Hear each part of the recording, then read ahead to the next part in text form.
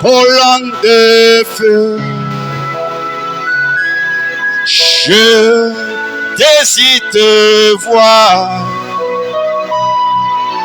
toi qui as changé toute ma vie pour moi. Un jour, la nuit de gloire,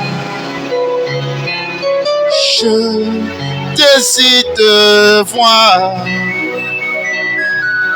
toi qui as changé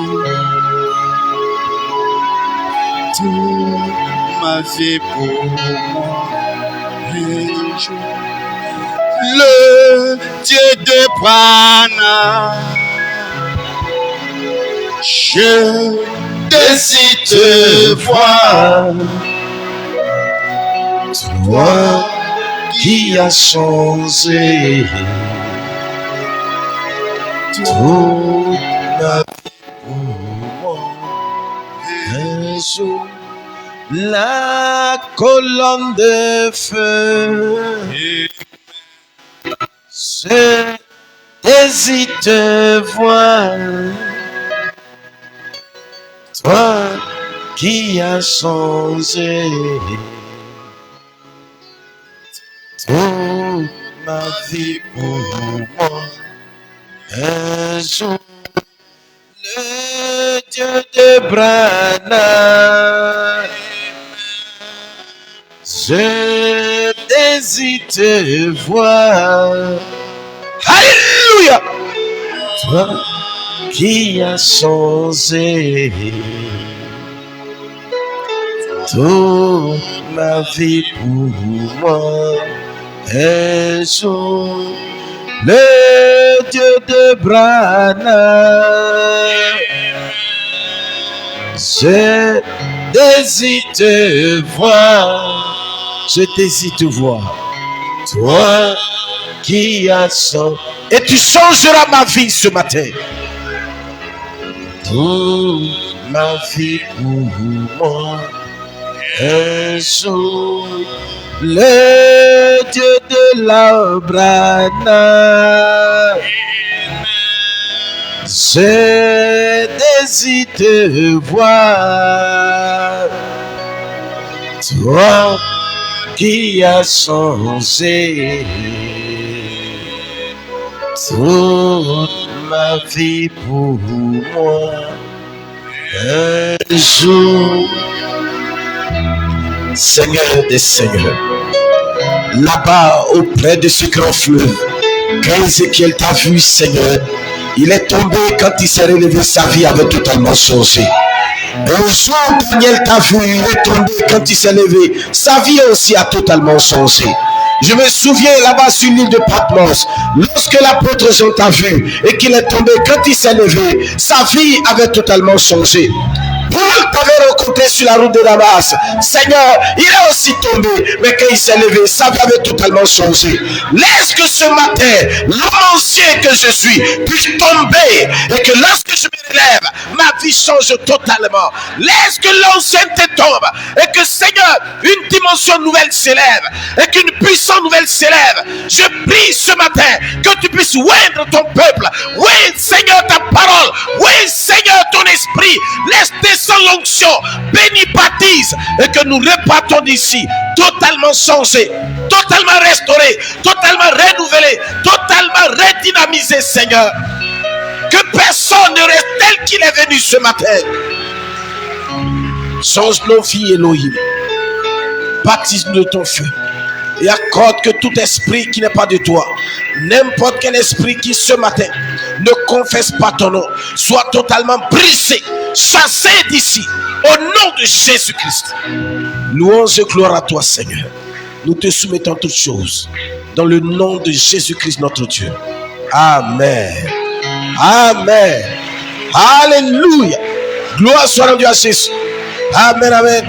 Des acclamations au roi des rois, au Seigneur des seigneurs, au Dieu vivant, à la colonne de feu, au roi des rois, à celui qui ouvre les portes et personne ne peut les fermer. Nous avons un Dieu, un Seigneur, un roi, un guérisseur, un élévateur, un bâtisseur, un sauveur. Et son nom, c'est Jésus-Christ. Alléluia. Salue ton frère, salue ta soeur et dis-lui que Dieu te bénisse.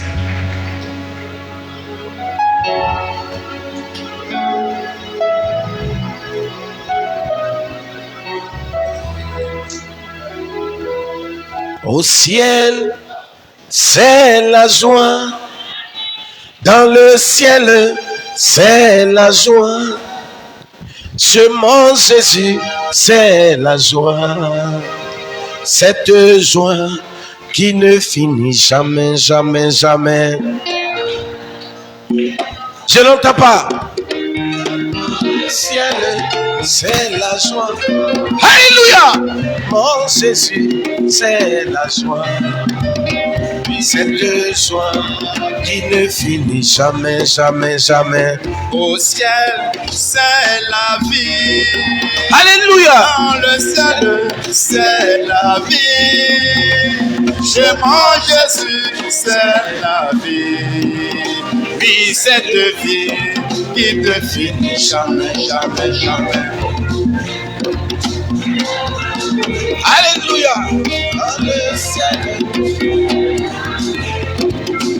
chez mon Jésus, c'est la vie.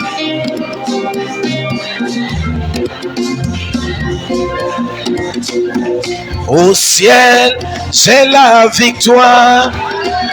Dans le ciel, c'est la victoire. C'est mon Jésus, c'est la victoire. Cette victoire qui ne finit jamais, jamais, jamais. Au ciel, c'est la joie. Alléluia. Dans le ciel, c'est la joie. Chez mon Jésus, il y a la joie. Oui, cette joie qui ne finit jamais, jamais, jamais. Au ciel, c'est le bonheur. Dans le ciel, c'est le bonheur. Ce mon Jésus, c'est le bonheur. Ce bonheur qui ne finit jamais, jamais, jamais. Au ciel, Oui. il y a la joie. Alléluia. Dans le ciel, il y a la joie. Chez mon Jésus, il y a la joie. Oui, cette joie qui ne finit jamais, jamais, jamais. Au ciel, c'est la paix. Dans le ciel, c'est la paix. Ce mon Jésus, c'est la paix. Cette paix qui ne finit jamais, jamais, jamais. Au ciel, il y a la victoire. Dans le ciel, il y a la victoire. Chez mon Jésus, c'est la victoire. Oui, cette victoire qui ne finit jamais, jamais, jamais. Au ciel, c'est l'abondance. Amen. Dans le ciel, c'est l'abondance. C'est mon Jésus, c'est l'abondance. Abondance qui ne finit jamais, jamais, jamais. Au ciel, Alléluia. la grâce. Dans le ciel, c'est la grâce. Chez mon Jésus, c'est la grâce. Et cette grâce qui ne finit jamais, jamais, jamais. Au ciel, c'est la guérison. Dans le ciel, c'est la guérison. C'est mon Jésus, c'est la guérison. Guérison qui ne finit jamais, jamais, jamais. Au ciel, Alléluia. il y a le succès. Amen. Dans le ciel, il y a le succès. Amen. De mon Jésus, il y a le succès. Puis ce succès-là qui ne finit jamais, jamais, jamais, jamais. Alléluia. On peut encore acclamer le Seigneur. Amen, amen. Oh, veuillez vous asseoir et que Dieu vous bénisse. Est-ce que vous aimez le Seigneur? Frère, un jour, ça sera fini. Il n'y aura plus de rassemblement. On ne se retrouvera plus. Et nous serons dans une autre dimension. Un groupe pour la perdition et un autre groupe en train de se réjouir. Alors nous allons nous souvenir de ces cantiques. Nous allons nous rappeler que nous avons chanté qu'au ciel, il y a la vie. Qu'au ciel, il y a la joie. Et frères, ce ne sont pas des fables, c'est une réalité. Il faut être du domaine pour comprendre cette réalité. Shalom à vous, que Dieu vous bénisse, soyez les bienvenus. Amen. Ce matin, nous allons avancer rapidement. Gloire soit rendue à Dieu. Nous avons quelques requêtes. D'abord, nous avons des remerciements. Il y a notre frère Assois, Guillaume, et sa belle femme, est-ce qu'ils sont là ce matin? Ah ouais. On peut acclamer le Seigneur. Tu peux t'avancer. Et son épouse. Amen. Un beau mariage hier que Dieu a richement béni. Et la reine du jour qui arrive. Amen. Et il veut le remercier toute l'église et particulièrement le docteur Jéred et sa famille et tous les frères et sœurs qui ont participé d'une manière ou d'une autre et qui étaient au four au moulin pour que ce beau mariage puisse réussir. Et il souhaiterait vous dire merci à vous tous pour tout ce qui s'est fait. Gloire soit rendue à Dieu. Et nous avons aussi, on va aussi prier pour eux tout à l'heure, mais avant je vais terminer toutes les annonces en même temps. Notre frère Angoyo, qui ne se porte pas bien à la maison, demande à ce qu'on puisse le soutenir et prier pour lui. Alors nous allons aussi prier pour notre frère, pour ce que Dieu puisse le rétablir rapidement et qu'il puisse être même au milieu de nous ici, juste avant même la fin de l'adoration, participer avec nous. Il y a aussi son fils Manassé Angoyo qui a 1 an de plus, pour lequel il souhaiterait que nous puissions prier le Seigneur. Alors nous fermerons les yeux, bénis ce couple, priez pour notre frère Angoyo et son fils, prions ensemble. Elohim, nous te sommes reconnaissants pour ta grâce ce matin, grâce vivante, grâce merveilleuse, grâce étonnante, parce que tu es Dieu et nous remettons tout souverainement entre tes mains. La vie de ton serviteur Guillaume et notre sœur Sabine. Bénis ce couple et je prie que ta grâce abondante, puissante, soit sur leur vie et que tu puisses permettre que la vie qui était hier soit passée et qu'une nouvelle vie se dresse au-devant d'eux. Conduis-les pleinement. Je te remets la vie de notre frère Angoyo Francis. Que cet homme soit rétabli là où il se trouve, Seigneur. Le mal est brisé. La racine du mal est terrassée. Une restauration vivante. Prends la place pour le guérir. Relève le Seigneur et permets-le qu'il puisse nous joindre. Et souviens-toi de Manassé qui a 1 an de plus. Laisse que son esprit soit constamment sous la puissance du Saint-Esprit pour le bénir pleinement et le faire grandir dans ta présence. Au nom de Jésus-Christ. Amen. Alléluia. On peut acclamer le Seigneur. Allez vous asseoir. Que Dieu vous bénisse. Vive les mariés. Que le nom du Seigneur soit béni. Amen. Ce matin, nous allons avancer rapidement. On a beaucoup de choses à faire.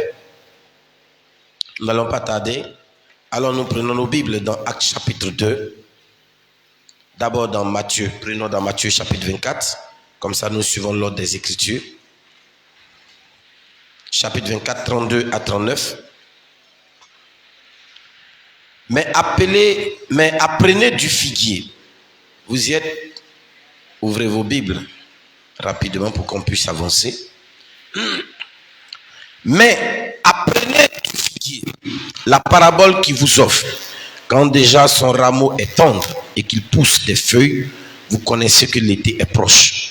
De même aussi vous, quand vous verrez toutes ces choses, sachez que cela est proche à la porte. En vérité, je vous dis, cette génération ne passera point que toutes ces choses ne soient arrivées. Le ciel et la terre passeront, mais mes paroles ne passeront point. Mais quant à ce jour-là et à l'heure, personne n'en a connaissance, pas même les anges des cieux, si ce n'est mon Père seul. Mais comme ont été les jours de Noé, ainsi sera aussi la venue du Fils de l'homme. Car comme dans les jours avant le déluge, on mangeait et on buvait, on se mariait et on donnait en mariage jusqu'au jour où Noé entra dans l'arche, et il ne connut rien jusqu'à ce que le déluge vint et les emporta tous. Ainsi sera aussi la venue du Fils de l'homme. Amen. Allons-y ensemble dans Actes chapitre 2, 37 à 39. Actes chapitre 2.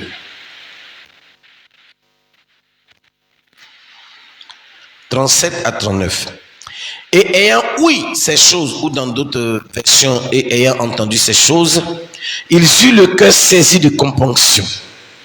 Et il dit à Pierre et aux autres apôtres, que ferons-nous, frères? Et Pierre leur dit, répentez-vous et que chacun de vous soit baptisé au nom de Jésus-Christ en rémission des péchés, et vous recevrez le don du Saint-Esprit, car à vous est la promesse, et à vos enfants, et à tous ceux qui sont loin, autant que le Seigneur, notre Dieu, en appellera à lui. Un mot de prière, baissons la tête. Seigneur, je te remets ta parole, et je prie ce matin que tu puisses nous inonder et nous remplir, nous rassasier ce matin, et que chacune de ces paroles soit réellement quelque chose pour nous.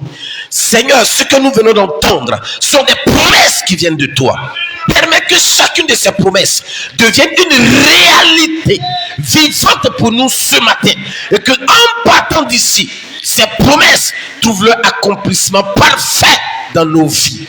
Te remettant toutes choses, glorieux nom, au nom de Jésus-Christ. Amen. Alléluia. Veuillez vous asseoir, que Dieu vous bénisse. Nous terminons notre thème ce matin sur ce temps de réveil que nous avons commencé le mercredi dernier. Travailler pour mon salut, nous avons parlé de cela le mercredi dernier.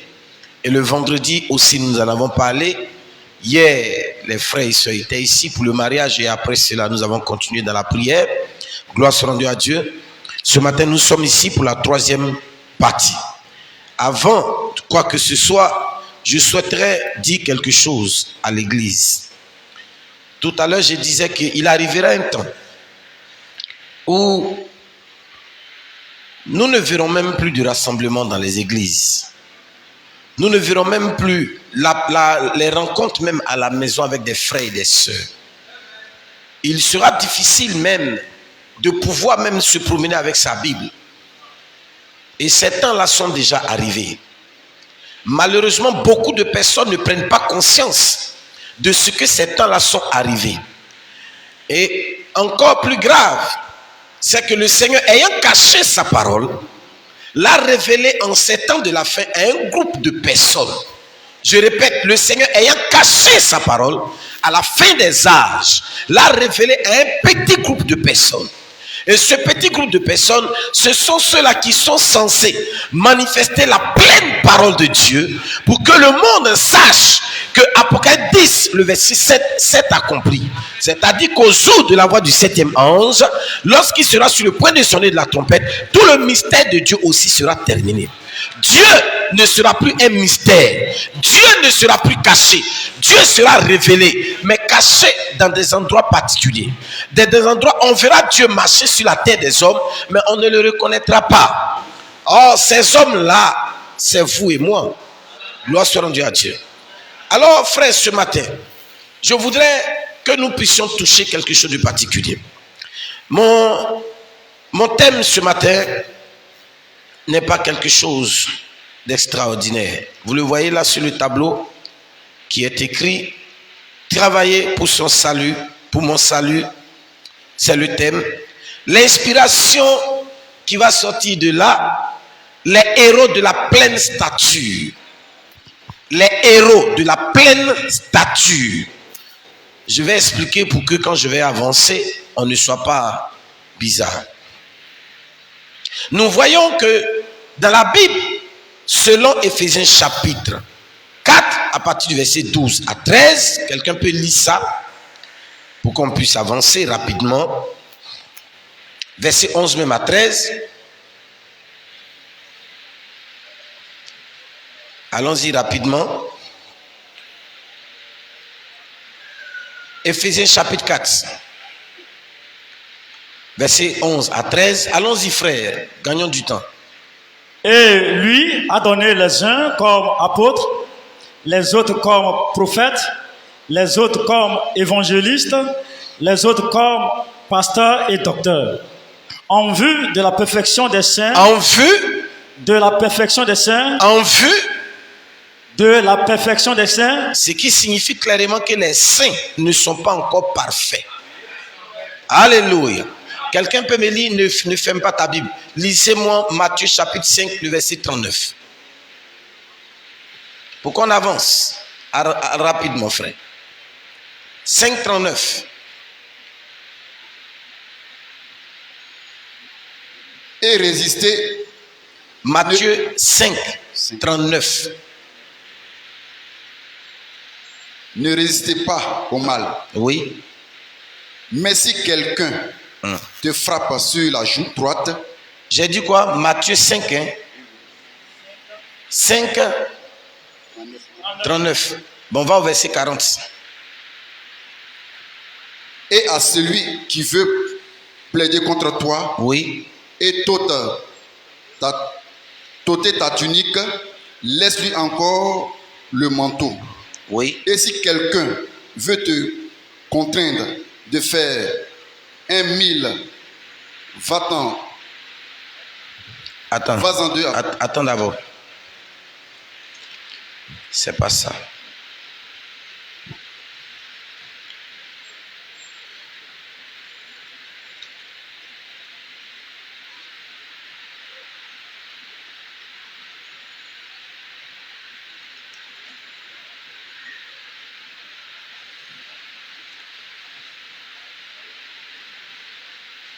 Ah d'accord. Verset 48. 48. 5,48. Vous soyez donc parfaits. Vous soyez donc parfaits. parfaits. Comme votre Père Céleste est. Parfait. Comme votre Père Céleste Comme est. votre Père Céleste est Parfait. Donc vous soyez donc parfaits comme votre Père Céleste est parfait. Les saints doivent parvenir à la perfection à partir des Éphésiens 4:11, c'est-à-dire des pasteurs, etc., etc., doivent mener les uns et les autres à la perfection. Il y a une stature, une pleine stature qui est la perfection. Le fait de venir à l'église, de ne pas pécher, de ne pas voler, de ne pas mentir, de prier pour que les malades soient guéris, ne fait pas de toi un fils de Dieu. Oui, monsieur. Mais nous avons une pleine stature à atteindre, ce qui est donné uniquement qu'aux fils prédestinés. On ne peut pas venir à la perfection que lorsqu'on a déjà été parfait et qu'on est descendu quelque part dans la boue du péché, lavé, restauré, rédempté par le sang de Jésus-Christ. C'est alors que nous retrouvons à nouveau une perfection, mais parfaite et pleine. Gloire soit rendue à Dieu. Alors, il y a beaucoup qui disent la perfection n'est pas de ce monde. Ils ont raison. Dans ce monde-ci, il n'y a pas de perfection. Mais la perfection est de nouveau arrivée sur terre. Peu importe la manière dont tu me vois, la manière dont tu me vois ou on te voit, mais parce que tu es un fils, tu es parfait. Et cette perfection, que tu le veux ou non, sera rendue manifeste. Avec le temps et avec la parole, cela sera rendu manifeste. Gloire soit rendue à Dieu. Alors, la pleine stature dont nous avons besoin aujourd'hui, c'est d'atteindre cette perfection. Et nous avons besoin de personnes. Et nous cherchons des héros. Des héros. On va en arriver à là tout à l'heure. Des personnes capables de bousculer l'ordre. Il y a un nouvel ordre mondial qui a été établi. Je rends grâce à Dieu. Parce que l'ordre mondial a été établi. Gloire soit rendue à Dieu. Parce que le nouvel ordre mondial n'a pas été établi simplement parce que cela doit être établi. Le nouvel ordre mondial a été établi afin afin que l'épouse qui s'élève en ces temps du soir soit rendue manifeste. C'est fait pour éprouver la puissance de cette épouse. Il y aura des héros qui vont conduire une épouse. Il y aura des héros qui s'élèveront dans des églises, qui s'élèveront dans des familles, qui s'élèveront dans des nations, mais des fils de Dieu, des héros qui conduiront la bataille pour faire tomber le nouvel ordre mondial. Souvenez-vous de la vision de Daniel. Une pierre qui se détache sans le secours d'aucune main et qui grandit, qui remplit la terre. Frère, ces héros, c'est toi et moi. Personne ne peut faire tomber le nouvel ordre mondial. Parce que personne ne peut faire quelque chose en dehors du plan de Dieu. Mais nous sommes dans ce plan. Et nous sommes dans une position de ce plan. Mais dans cette position de ce plan, Dieu a déjà prévu que nous allons frapper la statue à la base, au pied, à la dernière, au dernier royaume qui est Rome. Nous allons la frapper. Et ils tomberont. Mais pour que cela tombe, il faut des meneurs de bataille. Il faut des capitaines. Il faut des chefs guerriers. Il faut des hommes redoutables. Il faut des personnes qui n'aient point peur, qui savent qui ils sont, qui connaissent quelle est la puissance qui les accompagne. Mais parce que nous avons un Dieu qui nous a déjà révélé par sa grâce la stratégie de l'ennemi qui est en face. Le nouvel ordre mondial n'est qu'un mot. Celui qui est en face, c'est le diable, qu'on a déjà frappé dans le ciel et qui est descendu sur la terre. Gloire soit rendue à Dieu. Bientôt, frère, nous allons à nouveau le frapper. Ça ne change pas. Qui est le nouvel ordre mondial? Qu'il y ait communauté internationale, qu'il y ait gouvernement international, qu'il y ait CEDEAO, qu'il y ait ONUCI, qu'il y ait quoi que ce soit. Ce sont des mots. Celui qui est caché derrière, il a peur. C'est pourquoi il utilise des mots pour se cacher derrière des mots. Mais nous ne sommes pas en train de voir des mots. Nous le voyons lui.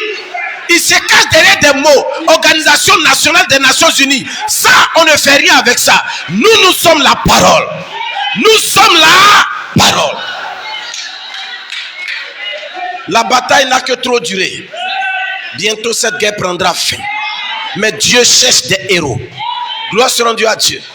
Dans un contexte précis, marquer son âge. Oui, frère.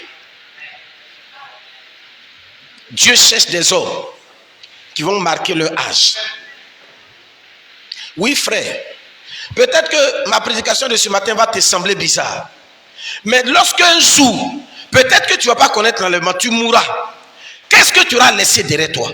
Quel témoignage tu auras laissé derrière toi? Quel impact tu as laissé derrière toi? Qui es-tu, fils de Dieu? Tu as dit amen à l'église ici. Mais qu'est-ce que tu as laissé derrière toi? Quel impact tu as laissé? Quelles sont les traces que tu as laissées? Un homme appelé William Branham a laissé des traces. Moïse a laissé des traces. Paul a laissé des traces. Frère, ces hommes-là ont laissé des traces. Et aujourd'hui, on en parle dans la Bible. Même cette pauvre femme prostituée a cassé du parfum sur la tête de Jésus. Elle a laissé des traces. Elle n'avait pas la pleine parole. Paul n'avait pas la pleine parole. Ces hommes n'avaient pas la pleine parole. Mais aujourd'hui, on parle d'eux. On parle de l'évangile selon Paul.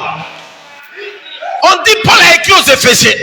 On dit Paul a écrit ici. On dit Paul est allé ici. Les démons n'ont pas pu tenir. Tel esprit n'a pas pu tenir. Dans ton village, quelle est l'empreinte que tu laisses? Dans ta maison, quelle est l'empreinte que tu laisses? Dans ta famille, quelle empreinte tu laisses? Parmi tes enfants, quelle empreinte tu laisses? En qualité de fils de Dieu, l'univers reconnaît. Les sorciers de ta famille savent qui tu es. Ils ne peuvent même plus t'attaquer. Ils ont peur de s'aventurer sur ton chemin parce qu'ils savent que tu es un prophète, tu as un message, tu as une puissance. Dieu t'a ressuscité. Tu n'es plus un homme mort, mais tu es un homme revenu à la vie. Ils le savent. Mais quelle empreinte tu laisses? Alléluia. Les apôtres ont écrit et on a mis ça dans ta Bible que tu achètes et tu te promènes avec. Actes des apôtres. Il est temps, grand temps, qu'on écrive Actes des fils. Frère, nous avons un témoignage à écrire. Nous avons quelque chose à laisser. Oh, ce qui me réjouit, frère, c'est que nous n'allons pas laisser quelque chose à une génération à venir. Nous allons laisser quelque chose à des générations passées. Tu ne me comprends pas, mais tu vas me comprendre. Allons-y doucement ce matin, pour qu'on puisse comprendre bien avant d'arriver. Voyez, dans toute vie humaine, céleste, terrestre ou animale, en quelque lieu que vous vous trouvez sur la surface de la terre, que ce soit dans les eaux, dans les montagnes, dans les forêts, vous verrez des traces. Aujourd'hui, l'histoire nous parle de ce qu'on appelle la préhistoire. On nous parle du temps paléolithique et néolithique. Quand les gens font des fouilles, on trouve des traces. Et on réussit à reconstruire des animaux. Et on dit, ceux-là, ils étaient dangereux. Ceux-là, ils étaient des dinosaures. Ceux-là, ils étaient ceci. Ceux-là, ils étaient des tyrannosaures. Ceux-là, ils étaient tant. On nous parle de l'homme du Néandertal, l'homme du Zingianthrope, l'homme du Nil, l'homme de ceci, le crâne de tant.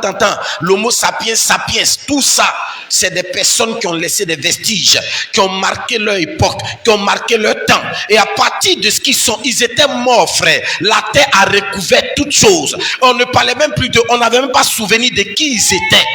Mais quand des historiens sont rentrés et ont trouvé leur monde, ils les ont exhumés. Et quand ils sont remontés, leurs os ont parlé. Leurs os ont parlé, leurs habits ont parlé, leur nourriture ont parlé, leur manière de vivre ont parlé. Et ils ont marqué leur temps, de sorte qu'à partir de leur ossement, à partir de rien, leur histoire a été reconstituée et on parle d'eux. Mais toi, tu es encore vivant. Je te pose la question, quelle est ton histoire? Que vas-tu laisser? Qui es-tu? Regarde comment tes pensées sont remplies de négativité. Je ne sais rien. Je ne sais même pas si ça va aller. Je ne sais même pas si je vais devenir quelqu'un. Je ne sais pas. Mais frère, je ne te parle pas de ça. Je te parle des gens qui sont morts. Des personnes qui ne vivent pas. Mais leur os qu'on a ressuscité, qu'on a enlevé de leur tombeau, à partir de leur os, leur histoire a parlé. Frère, c'était des personnes déterminées, audacieuses, à tel point que leur action est rentrée dans leur ADN. C'est rentré dans leur corps. Même quand on a ressuscité leurs vêtements, le vêtement a parlé de leur histoire. J'ai un Dieu qui est mort, qui a été enseveli. L'enfer a dansé. Les sorciers ont dansé. Les magiciens ont dansé. Et ont trouvé que, frère, c'était fini pour lui. Mais gloire soit rendue à Dieu. Au troisième jour, il est revenu à la vie. Il a laissé des traces. Il a laissé des traces. Le bois sur lequel il est crucifié vit encore. L'habit qu'il a porté vit encore. Gloire soit rendue à Dieu. Les pas où il est passé, ça est là encore. La montagne est là. Il a posé des actes qui prouvent qu'il est réellement vivant et que c'est un Jésus qui n'est pas mort. C'est pas un Jésus sur la croix. C'est pas un Jésus quelque part. C'est pas un bébé Jésus, mais c'est un véritable Jésus qui vit et il est avec moi. Et ce matin où je vous parle, il est ici. Il n'est pas ailleurs, il est ici. Quelqu'un peut le voir. Dis amen à ça. Est-ce que tu peux le voir? Tu peux le voir. Dis amen à ça. L'histoire d'un homme ne s'arrête pas quand il meurt. Parce que nous sommes des êtres éternels. Nous ne sommes pas des êtres. La mort n'a pas de puissance sur nous. Gloire soit rendue à Dieu. Jésus n'est pas mort pour que la mort vienne nous tuer. Il est mort pour que la mort soit tuée. Et que la mort ne vive plus. Mais nous rendons gloire à Dieu de ce que la mort a été tuée. Mais nous ne mourons pas. Nous passons d'une vie à une autre. Gloire soit rendue à Dieu, frère. Ne soyez pas effrayés par quelque chose. Écoutez-moi ce matin. Alors, il y a de l'histoire. Une génération est appelée à laisser un témoignage à une génération passée. Et chaque fois, il laisse des témoignages. Il laisse des témoignages. Il laisse des témoignages. Oh frère, je te pose la question. Toi, qu'est-ce que tu comptes laisser à la génération à venir? À tes enfants? Tu regardes tous les jours. Je ne travaille pas. Comment je vais avoir un travail? Il a déposé mes dossiers, il ne m'a pas appelé. Frère, je ne te parle pas de dossiers ce matin. Je ne te parle pas de tes bouts de papier avec tes écritures bizarres. Je ne te parle pas des écritures avec ta photo quelque part ou d'un bulletin, soi-disant bulletin de salaire. Je ne te parle pas de ça. Je ne te parle pas de ce que les hommes ont établi comme système. Les hommes ont établi des systèmes dans lesquels ils essaient de te contrôler. Où ils essaient de t'empêcher d'atteindre le but que Dieu t'a fixé. Amen. Je ne te parle pas de ça à un tel point que si je n'ai pas fait ça, si je n'ai pas eu BTS, alors le BTS me conditionne. Le BTS devient un frein. Le BTS devient quelque chose. Si je n'ai pas déposé ma chose au CEPIC et qu'on ne m'a pas donné de faire l'entreprise, alors je vois que je ne peux plus rien faire. Parce qu'il y a un état qui m'empêche d'avancer. C'est le système de Satan. C'est Satan lui-même qui a placé cela. Si je n'ai pas ceci, la vie a un système de tel point que quand tu mets un pied, le système a un blocage. Quand tu mets un pied, le système a un blocage. Je ne te parle pas de ça. Mon Dieu à moi a dit que avant que toi tu ne viennes sur la terre des hommes, il a déjà préparé depuis ta naissance jusqu'à ton dernier jour les œuvres dont tu auras besoin sur la terre avant de quitter la terre. Frère, il ne t'a pas parlé d'un BTS, il ne t'a pas parlé de quelque chose qui va te bloquer, mais il a mis des promesses, des paroles. Il te demande une seule chose, c'est de croire sa promesse, d'ajouter foi à chaque promesse. C'est quoi BTS? C'est quoi CEPIC? C'est quoi j'ai l'honneur? C'est quoi ceci, cela? Je te dis ce matin, mets tout ça de côté. Mets ton affaire de diplôme de côté. Regarde la promesse d'Elohim. Elohim a dit quelque chose. Il n'a pas conditionné ce que tu vas avoir par ton travail à l'école, par ton diplôme universitaire, par tes aptitudes intellectuelles. Il n'a pas donné de conditions. Toutes ces conditions sont des barrières sataniques. Ce sont des barrières sataniques. Crois-tu que tu es un prophète? Crois-tu cela? Crois-tu cela? Crois-tu que tu es un pasteur? Crois-tu que tu es un pasteur? Alors, sous la commission de William Branham, je lève ce matin toutes les barrières, toutes les barrières, toutes les barrières, toutes les barrières, toutes les barrières, peu importe le niveau de barrière, je lève toutes les barrières. Aucune barrière ne tiendra ce matin. Dis à ton voisin, je n'ai plus de barrière. Je n'ai pas de barrière. C'est quoi on appelle une barrière? C'est le nom de qui? Bac c'est quoi? BTS c'est quoi? Dieu a dit. Dieu a dit. Je me conforme à ce que le Seigneur a dit. Et ce qu'il a dit s'accomplira parce que je crois en ce qu'il a dit. Oh alléluia. Tu me comprends ce matin? Écoute frère. Chaque génération laisse quelque chose derrière. Et ceux dans la génération qui ne croient pas, on ne parle même pas d'eux. On les oublie. On ne sait même pas s'ils existent. Leur histoire est perdue. Cela dépend de toi. Veux-tu être un héros? Ou alors être quelqu'un d'inutile? Les hommes disent tu veux être un zéro. Zéro encore on écrit. C'est le début de quelque chose. Mais si tu choisis, tu choisiras d'être un héros ou un rien. Le rien on ne l'écrit pas. Gloire soit rendue à Dieu. Écoute-moi ce matin. Nous avons des promesses qui nous ont été données par Dieu. Et Dieu qui nous a donné ces promesses,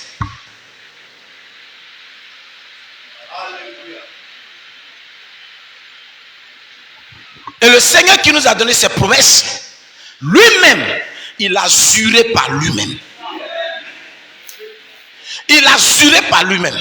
Dis à ton voisin, Dieu a juré par lui-même. Faut lui dire ça bien. Attrape-le, puis dis-lui ça. Dieu a juré par lui-même que chaque promesse qu'il va donner, il fera en sorte que la promesse s'accomplisse.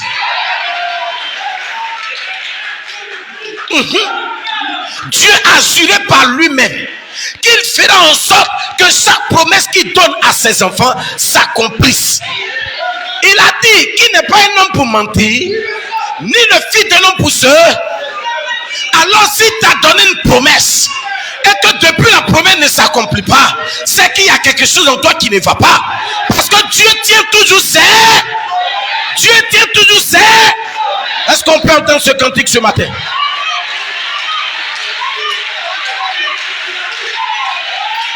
On peut chanter ensemble ce cantique. Est-ce qu'on peut chanter ce cantique? Ses promesses. Jésus tient toujours ses promesses. Quel que soit le temps que ça prend. Quel que soit le temps que ça prend, je les attends toujours dans la... Je les attends toujours dans la prière. Car il est fidèle, à ses promesses. Car il est fidèle à ses promesses. Alléluia. Il les accomplira. Oui. Il les accomplira. Il les accomplira.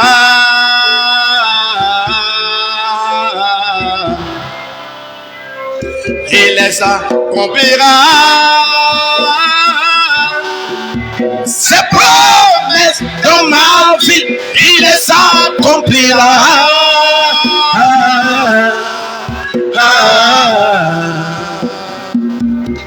Jésus tient toujours. Il tient toujours ses promesses. J'ai dit, mon Jésus à moi, il tient ses promesses. Jésus, oui, tient toujours ses promesses. Quel que soit le temps que ça va prendre, quels que soient les sorciers mystiques, lui il tient ses promesses. Quel que soit le temps que ça prend, oui, s'il a dit, il le fera. Je les attends toujours dans la prière, dans une attitude de prière. Alléluia. Car il est fidèle. Il est fidèle à chaque promesse. Car il est fidèle à ses promesses. Il les accomplira.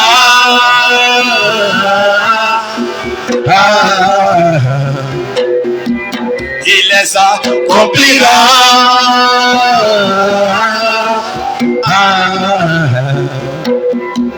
Il les accomplira. Ses promesses dans ma vie, il les accomplira.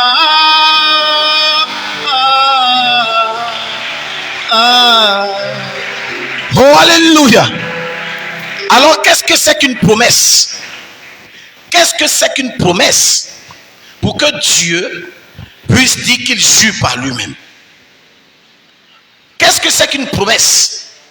Selon le dictionnaire des hommes, une promesse est un engagement formel, est une décision qui engage l'identité de la personne, sa réputation, ça engage son honneur, son honorabilité.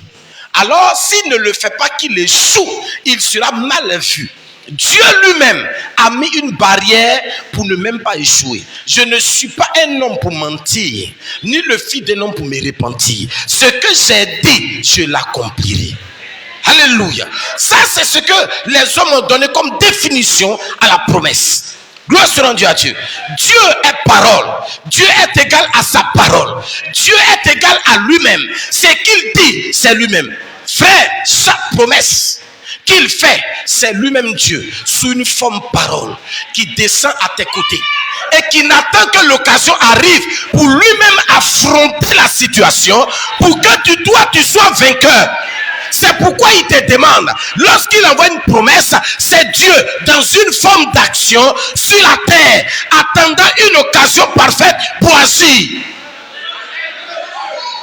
La promesse, ce ne sont pas des mots, c'est Dieu lui-même. Elle est là, Elohim lui-même, sur une manifestation et qu'il s'apprête à agir dans ta vie.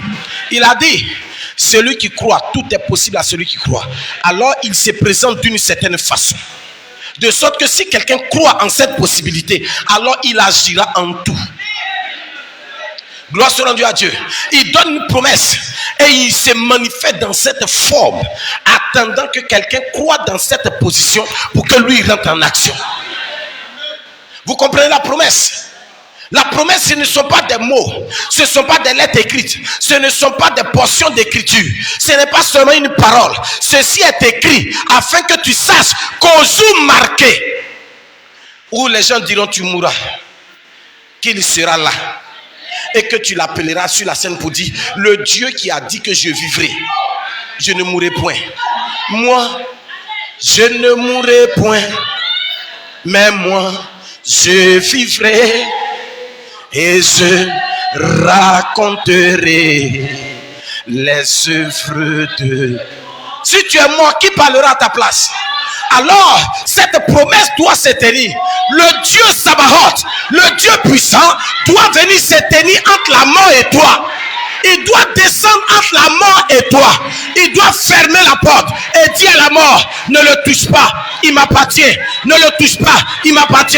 J'ai déjà payé pour lui.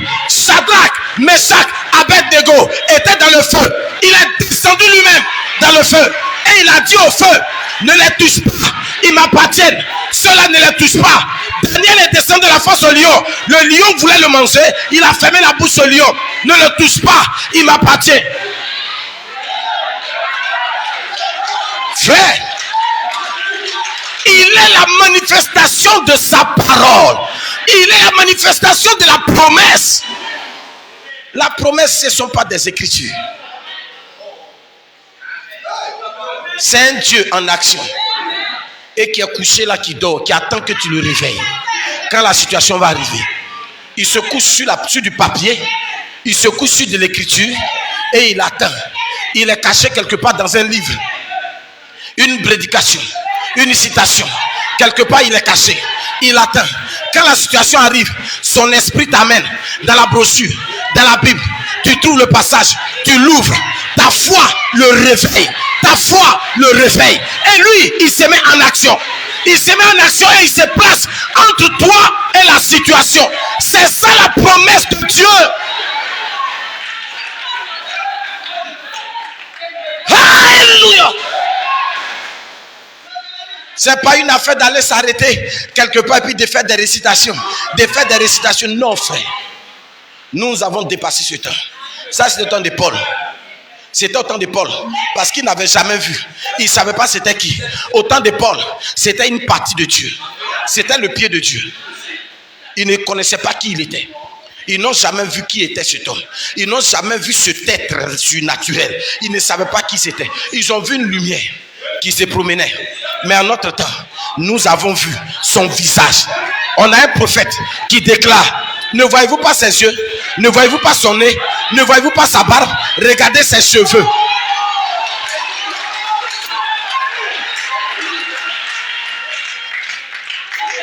Au temps de Paul, Paul ne savait pas c'était le pied de qui. Il ne savait pas qui marchait. Parce qu'il a dit à Pierre, il a dit à Jean, je marche au milieu.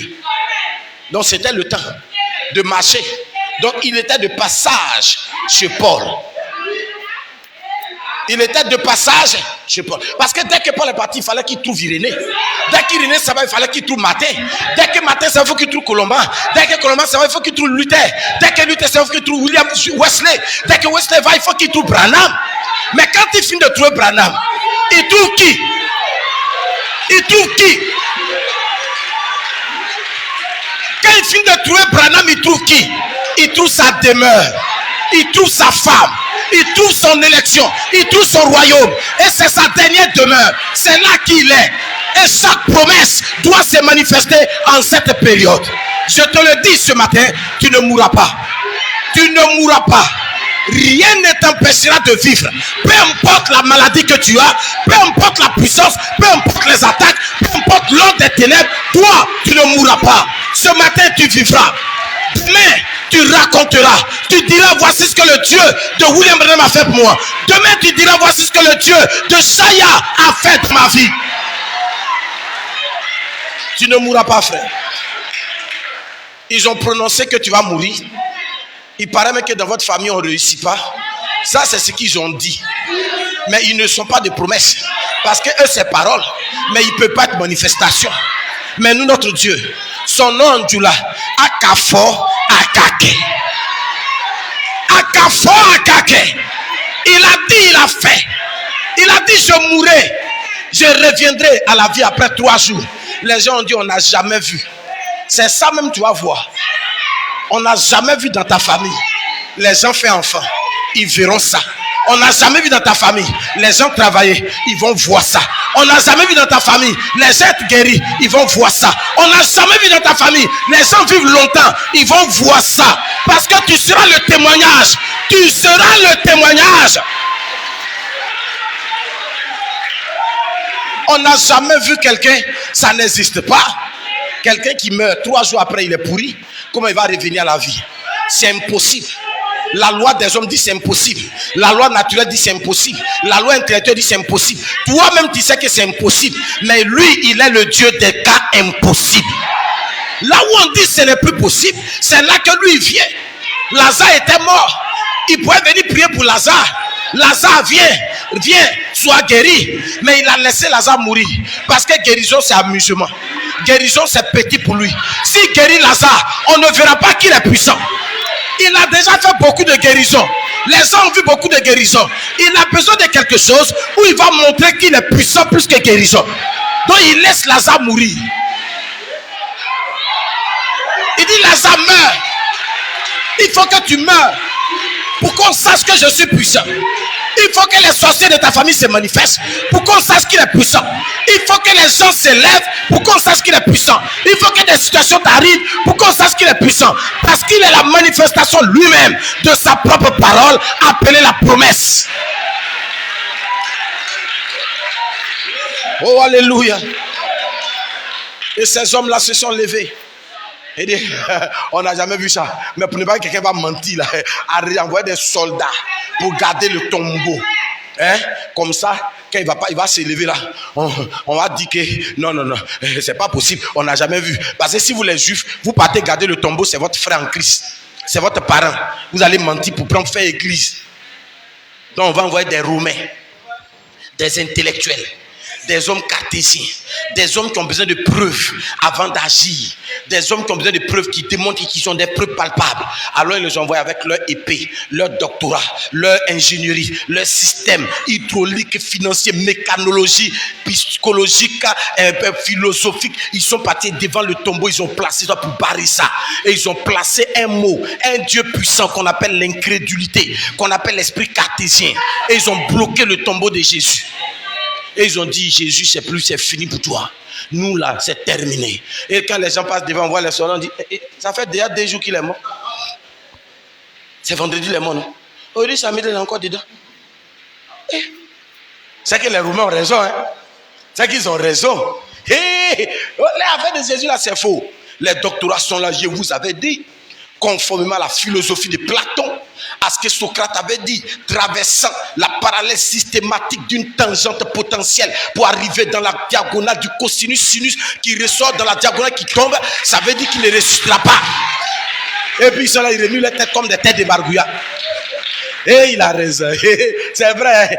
Gros français qu'il a parlé là, qui comprend? Mon cher, c'est qu'il a fait gros papier. Donc s'il a dit ça, c'est que c'est vrai. Ah, Jésus ne va plus ressusciter, mon cher. Retournons dans nos histoires là. Ils sont en train de retourner là-dedans. Mais il y avait un petit groupe. Un petit groupe qui était caché quelque part. Et qui était là, qui disait, mais Seigneur, tu nous avais dit. C'est vrai, les gens ne croient pas. Mais au fond de notre cœur, nous savons que tu es Dieu. Nous savons que tu es Seigneur. Oh, mais Seigneur, cela fait 3 jours. On ne sait même pas où tu es. On ne sait même pas ce qui se passe. On ne sait pas. Et pendant qu'ils étaient là, dans le tombeau, les docteurs en train de parler, ils entendent un bruit dans la tombe là-bas. Ils entendent tchoua. Et dit, quand il se passe, ça c'est les vers des textes qui sont en train de bouffer son corps. Oh, la Bible dit, par l'œil avisé du 7e ange, il dit, je vois dans la tombe, je regarde dans la tombe, la puissance de la résurrection, la puissance de la rédemption est descendue et était en train de le défaire. Enlever le linge autour de lui, enlever cela autour de lui. Et alors la puissance vivifiante de Christ est rentrée dans le corps à nouveau. Et frère, en entrant dans ce monde à nouveau, tu n'as ni voulu ni sacrifié ni holocauste, mais tu m'as fait un. Il n'y en a pas deux, c'est un seul. Donc si c'est mort, on monte, on descend, ça doit debout. Forcé. on monte en descend, il n'a pas 2 corps. Il n'a pas dit tu m'as fait 2 corps. Si je perds un, je vais prendre l'autre. Il dit tu m'as fait one body. One. C'est pas 2, c'est pas 3. Or ce corps-là, ils l'ont piqué, crucifié, empoisonné, jeté quelque part. Et lui, il est arrivé, la puissance vivifiante. On me dit, qu'est-ce qu'il y a? Malgré les plaies, malgré les blessures, là même scientifiquement, s'il s'élève, il n'a pas le droit de vivre. Mais il portait les marques de son héroïsme, les blessures qui vont faire de lui un individu incontournable. Et il s'élève, il s'arrête devant le caillou. Dès qu'il s'arrête devant le caillou dit vous qui êtes derrière là, vous n'êtes pas au courant, type là il est debout. Moi je ne peux pas rester comme ça. Il faut que je quitte. Le temps il va se rendre compte, il y a des gens qui sont, ils ont roulé ça. Et en même temps le tombeau a tremblé. Tous les doctorats sont tombés, les théologiens sont tombés, tout est tombé. Et ils l'ont vu. C'est pas qu'ils l'ont pas vu, ils l'ont vu. Ils l'ont vrai, ils l'ont vu. Quand ils ont fini de le voir, ils sont allés dire aux théologiens pour dire amuse-moi pas, hein. Moro là, il est ressuscité. On va laisser ça là, le vieux père. Le vieux, on va laisser à faire là. Moro là, Joe, Akuru Nande. Moro là, il est venu même. Nous on a vu le Moro même. Il a dit, si tu as vu Tassement qui était celui-là, quoi. Vieux père, il faut laisser ça. L'affaire de guiser, ça c'est la vérité. Non, ça c'est. Il faut laisser. Il y avait des morts façon là. Quand ils ont fini de couper comme ça, il a dit, le caillou qui était. C'est parti comme ça. Le vieux père, non, c'est vrai. On dit non, attendez. Ce que vous êtes en train de là, c'est dangereux. Toi, on va te donner 1 million, 2 millions. Ne dites pas ça. Allez dire le contraire, qu'il n'est pas ressuscité, mais il est encore dans le tombeau. Il dit, c'est jeton quoi. C'est rien, nous on parler ça. Sinon, nous on parler, mais on dit en même temps. Et à bref quoi. Moi, on y roule là. Et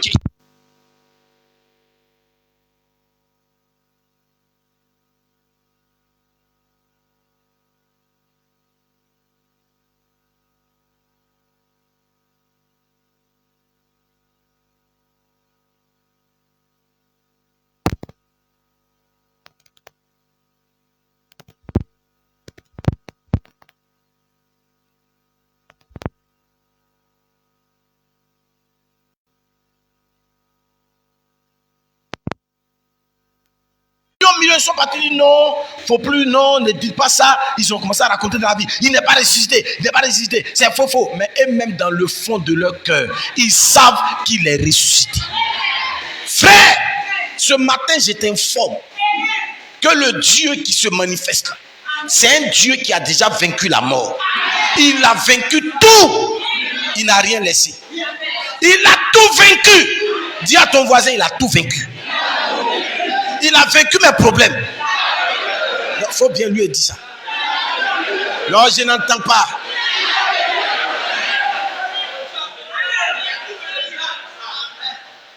Ce matin là, Satan a chaud. Lui-même, il avait chaud avant. Même climatisé ne peut pas les glacer. Voyez-vous? Et ce matin, c'est là que je vais terminer. Nous allons passer à beaucoup de choses. Nous sommes des fils de Dieu. Et Dieu nous a laissé des promesses. Mais nous avons un individu qu'on appelle Satan, qui vient sur le terrain. Et il a un seul but. Attendez, hein. Dis à gars, il vient.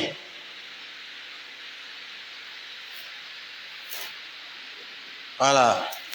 Ouais, mon fils, yo. Viens. Petit modèle, grand modèle. Vous allez voir. Petit monsieur, très mince. Voilà, il faut t'arrêter devant tonton. Arrêtez-vous face à face. Non, face à face comme ça, voilà. Il faut l'empêcher de passer. Je sais passe. Vous me voyez, non? Comment?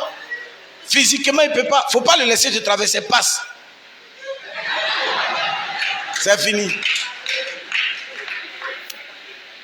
Même quelle que soit sa force, s'il quitte ici, qu'il court, il va passer. Il ne va même pas se fatiguer. Quand il va passer, il le bloque. Il ne bouge pas, il l'attrape partout. Allez vous asseoir. Mais qu'est-ce qui le fait bouger? Il y a quelqu'un qui a dit quelque chose. Dieu a dit quelque chose et il a placé ça dans ton cœur. Il t'a dit, va, tu vas faire. Mais lui qui t'a dit, va faire, là, il est conscient des dangers qui sont devant. Ça ne veut pas dire qu'il ne sait pas. Dis à ton voisin, Dieu lui-même, il sait. Répète encore. Répète bien. Il sait très bien qu'il y a un danger devant. Il a vu le danger. Mais pour Dieu, le danger là, c'est rien. C'est rien. Quand lui regarde le danger là, il voit comme s'il n'y a rien. Et puis il te dit, va. Et puis toi aussi quand tu arrives devant le danger, tu te dis, Seigneur, il dit, hey, passe. Tu dis non, quand il est passé là, il m'attrape. Et puis il dit, c'est quoi ça là? Écoutons Branham. Avant d'aller loin.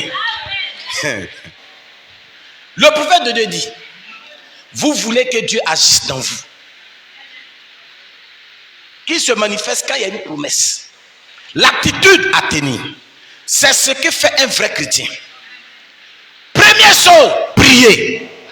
Deuxième chose, humiliez-vous. Troisième chose, tenez-vous devant Dieu, jour et nuit. Alors quand vous êtes dans une telle disposition, les promesses trouvent un endroit pour s'accomplir. On peut continuer. Il dit que vous puissiez vous donner à quelqu'un d'autre. Je crois qu'on a parlé de ça dimanche dernier. Ou bien c'était le mercredi. C'est ce mercredi. On va passer, on va aller loin. Oh, combien avons-nous besoin de prier? Nous vous reviendrons tantôt, frère. Réalisez-vous que nous ne prions pas la moitié de ce que nos pères priaient. Frère Madame dit que nous ne réalisons pas qu'on ne prie pas la moitié du temps que nos pères, les pères, parce que nos cœurs seront ramenés à la foi des pères. Mais ils avaient une petite foi, nous venons avec la pleine foi. Il dit que nous ne prions pas la moitié de leur temps. Mais ce matin, on ne va pas rentrer dedans. Voyez-vous? Et je continue.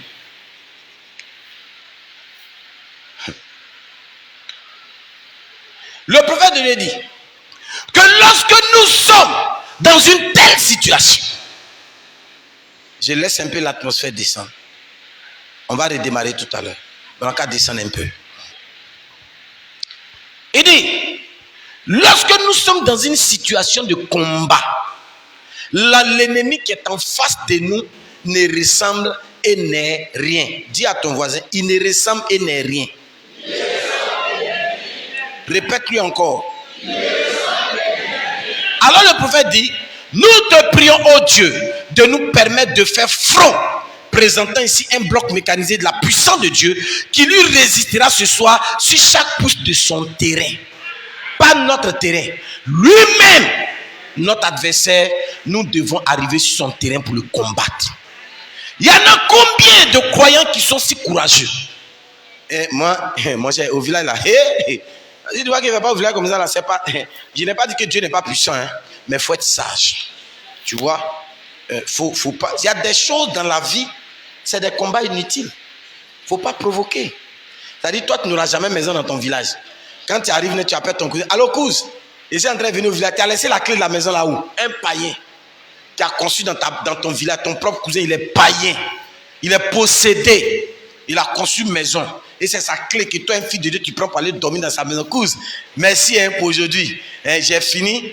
Et le cousin te demande, tu as garé où? Non, j'ai garé à côté de ton garage là. Comme ta voiture était dedans, tu vois que tu es malhonnête. Ton cousin là, il est païen là, il a sa voiture dans son garage. Toi, tu gares à côté. Donc, tu as voiture. Pourquoi tu ne dors pas dans ta voiture? Et puis toi, tu as venu t'arrêter. Moi aussi, écrase le Seigneur Jésus-Christ. Qui croit le Seigneur Jésus-Christ? Qui est enfant de Dieu? qui va aller au ciel. Tu n'iras pas au ciel là aussi. Toi, tu vas rester ici. Tu es païen. J'ai la citation qui est là. Le prophète de Dieu dit les poltrons, c'est-à-dire ceux qui ont peur d'aller sur le terrain du diable, il les met de côté. Je vais te citer ça tout de suite. Je vais te lire ça. Il dit quelqu'un qui a peur d'aller à la bataille, d'aller affronter le diable, lui là, Dieu le considère comme un païen. C'est pas un fils pour lui. Il ne le bénit pas. Non. J'ai dit, si tu veux, il faut m'envoyer dans le village où à chaque entrée, ils ont mis tête de l'homme avec sang dessus. Crâne de l'homme là, ils ont mis sang dessus avec la chair humaine. Ils ont aligné ça comme ça. Devant moi, ils n'ont qu'à commencer à égorger les gens. Puis on dit, ton tout attend, je vais partir. J'irai, je reviendrai. Ça, c'est la plaisanterie. Toi, tu es qui? Toi, tu es qui? Tu as tué combien? Tu es un païen. Je suis sorcier. Et puis quoi? Sorcier là, c'est quoi? Toi, tu es sorcier. En 2002, quand les rebelles sont rentrés, tu étais sorcier où? Il m'a dit ici, Baïfouet. Et puis quoi? C'est ton nom. Et puis ça s'arrête là. J'ai dit ce matin là, si tu es Baïfouet, ici, tentez de regretter. Il faut essayer. Ou bien si tu n'es pas convaincu, sors d'ici, va au village, pour rassembler ton boyi. Et puis tu leur dis, un pasteur qui parle, lance. Tu vas voir dedans. Des conneries vous faites là, moi ici, Baïfouet. Au village là, il faut savoir faire les choses. Sinon les Baïfouet là, les Baïfouet, et puis quoi? Il y a Baïfouet, il pleut. Il n'y a pas Baïfouet, il pleut. Il y a Baïfouet, les gens meurent. Il n'y a pas Baïfouet, les gens meurent. Il y a Baïfouet, il y a Corona. Ils n'ont qu'à arrêter Corona. On va voir s'ils sont vraiment Baïfouet. Vous n'avez rien. Tu n'es rien, tu ne vaux rien, tu es zéro. Il ne faut pas venir fatiguer les gens ici. Non, c'est au village là.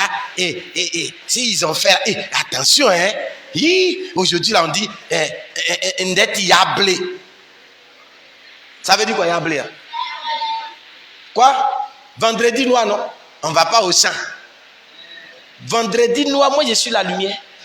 Donc quand il fait noir, il faut la lumière. Vendredi noir, je vais au champ. Non, si tu vas au champ, tu vas voir les génies, c'est leur jour. Oh! Dans la Bible, il est écrit tous les jours nous appartiennent, c'est dimanche qui est pour Dieu.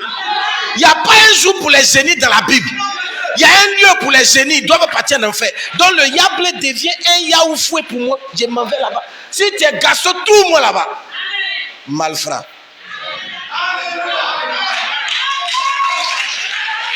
J'ai ici génie des temps. Je m'en vais dans mon champ, on dit non, aujourd'hui là. C'est vendredi noir, hein, parce que si on arrive au champ là, il ne faut pas lancer machette. Et mais on ne va pas au champ sans machette. Allons. C'est arrivé là-bas, on dit quand il lance là, tu te blesses. Allons. Arrivé là-bas, on est arrivé, il y avait bois. Il dit donne la machette. Allons. Il dit on ne travaille pas. J'ai dit si ils ne travaillent pas, ils n'ont qu'à venir enlever bois là. Et s'ils n'ont pas enlevé, ils vont couper. C'est des conneries. J'ai fini de couper, j'ai pris mon couteau, j'ai taillé tous mes trucs. J'ai commencé à manger en venant sur la route. On est arrivé au village, le manu là me regarde comme ça. J'ai dit, quoi, tu veux dire au village qu'il travaille, mais il faut leur dire ça. C'est eux qui font les bêtises sur la route, machette et coupe, et puis on dit non, c'est les génies. Il faut leur dire, moi je suis déjà sorti du champ. Celui qui envoie sa machette, moi aussi j'ai machette. Tu vas voir où ma machette la quitte. N'importe quoi. Et toi aussi, tu es chrétien, tu arrives au village là, pour saluer les vieux là. On dit, ton oncle là, il faut savoir te faire pour aller le saluer. Hein. Donc tu t'en vas prendre, comment on appelle, l'eau bénite. Beaucoup de cordes qu'on appelle chapelet, tu attaches sur ta tête, tu mets parfum ici, tu mets ici. Tu te mets quelque part là-bas. Et nominé, tu fais récitation, quand tu arrives, le vieux, tu vas dire, tu es arrivé. C'est toi, mais j'attendais. Bonne arrivée. Mettez la marmite au feu. Il est arrivé. Lui-même, il s'est attaché. Bon, attachez-le là. On va le manger janvier. Tu es venu en février, janvier. Neveu, bonne arrivée. Ma nièce. Ah, d'accord. Vraiment, le Seigneur n'a qu'à t'accompagner. Donnez-lui beaucoup d'igname. Ce sont ces derniers ignames, il est en train de manger comme ça. Donnez-lui beaucoup de bananes, ça va vous. Quand tu arrives une petite maladie, ou quand décembre, janvier, tu meurs. La mamie descend, on va manger. Oh, oh. Si tu veux manger ma chair et mon sang, il faut te lever tôt, hein. nous a donné des promesses. Je veux que vous écoutez très bien maintenant ce qui va arriver. On va redescendre un peu encore. L'atmosphère, calmement. Dieu nous a donné des promesses. Mais Dieu ne descendra pas sur la terre pour activer ses promesses. C'est toi, par la foi, qui active ses promesses. Écoute maintenant. Écoutez, Dieu a dit à Israël, là, loin en Égypte, je vous ai donné la Palestine. Eh bien, il pouvait simplement aller là et les excommunier, tous les chasser avec un fléau, les tuer tous. Il aurait pu aller là et répandre la paix au milieu d'eux et les chasser du pays. Au lieu que Dieu envoie Israël jusqu'à il va les trouver, ils vont dire à les géants. Donc lui-même, Dieu, il descend, il les tue, il les chasse, il envoie problème et puis il quitte. Il pouvait faire ça. Mais frère Branham dit non. Dieu ne travaille pas comme ça. On peut écouter comment Dieu travaille. Dieu n'amène à ça. Mais il a dit, Israël, c'est pour vous. Allez vous en emparer. Ils ont dû combattre pour chaque pouce du terrain sur lequel ils se tenaient. Frère, la situation dans laquelle tu te trouves, ce n'est pas une église, c'est un bishop qui était ici. Recevez. On ne sait pas ce que vous recevez, mais vous, on dit recevez. Ça tombe.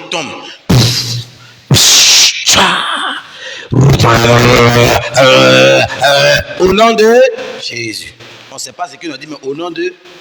Et quand tu sors, j'ai senti quelque chose me traverser. C'est un démon qui était assis. Il vient de s'asseoir. Dieu, dans la Bible, a dit à Israël, allez prendre le pays. Mais pendant qu'ils allaient prendre le pays, lui-même Dieu, il savait qu'il y avait des géants là-bas. Et il leur a dit, allez-y prendre.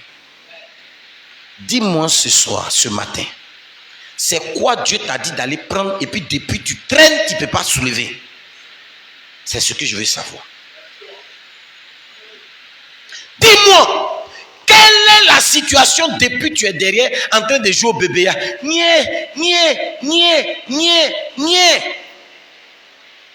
Quand on parle de ça, tu trembles. Il faut que j'ai ça. Si je n'ai pas ça, ma vie est foutue. Si je n'ai pas ça, ma vie est foutue. Il faut me dire quelle est cette situation ce matin. Je vais savoir ça. Ce n'est pas Dieu qui combattra cette situation. Non, monsieur. Non, madame. Dieu ne descendra pas pour combattre cette situation. Tu dois mettre quelque chose en action. Je continue. William Branham dit, et chaque promesse dans le livre du grand berger est pour ses brebis. Mais, frère, il ne descendra jamais les chasser loin de vous. Vous devez combattre pour chaque pouce de cette promesse. Pourtant, c'est pour vous. Cela vous appartient. Quelqu'un me comprend? Là, je descends la pression doucement pour que ça rentre bien. Dieu dit, Basara, lève-toi. Ainsi dit le Seigneur. Je n'ai pas dit, je parle comme ça, je n'ai pas dit ça. Ainsi dit le Seigneur.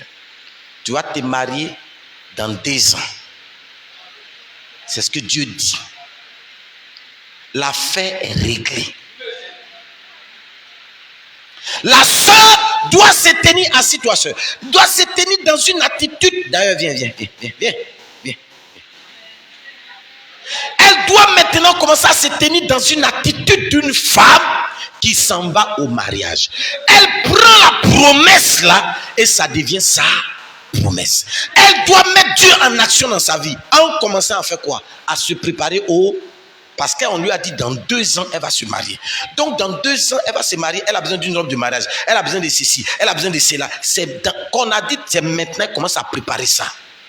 Et quand elle le fait, elle s'en va le préparer vraiment. Elle ne sait pas pour dire, on a dit dans 2 ans, me marier. Le frère, quand il va venir là, c'est lui-même, il va commencer à faire les courses. Non. C'est elle qui fait les boutiques de mariage. Elle s'en va chez les coiffeuses. Elle s'en va ici. Elle s'en va ici. Elle s'en va ici. Quand on lui demande, c'est pourquoi, le mariage c'est pour quand? Elle leur dit, c'est dans 2 ans. Mais déjà, tu te prépares? Mais oui. Madame Ba, mon mari là, c'est quoi tu vas porter? Monsieur Ba, mon mari là, c'est quoi tu vas porter? Si c'est pour porter tes habits façon que tu peux parler dans les malades des autres, si je ne veux pas. Voilà comment je veux que tu sois habillé. Déjà dans sa tête, l'organisation est claire. Et au fur et à mesure qu'elle est en train de se préparer, elle se bat pour chaque pouce, chaque coin, elle se bat pour ça, elle avance. Elle verra des difficultés, ou pour avoir l'argent pour payer telle chose, Satan va s'opposer. Elle se battra, elle va avoir. Elle va avancer, il y a un nouveau obstacle, elle se bat, elle va avoir. Jusqu'à ce que la date arrive, elle est prête. Et jusqu'à ce que la date arrive, les pagnes qu'elle va porter après mariage, mon mari, ton pied, mon œil, tout ça, elle a tout acheté. Elle a déjà fait les modèles du dimanche. Ou quand elle arrive le dimanche, quand on dit ouais, voilà madame, où elle est arrivée. Voilà où là-bas qui arrive. C'est ça, la promesse. Assis-toi seul.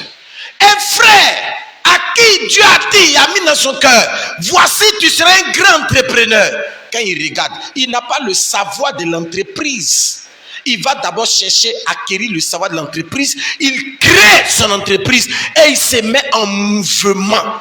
Et Dieu fait le reste.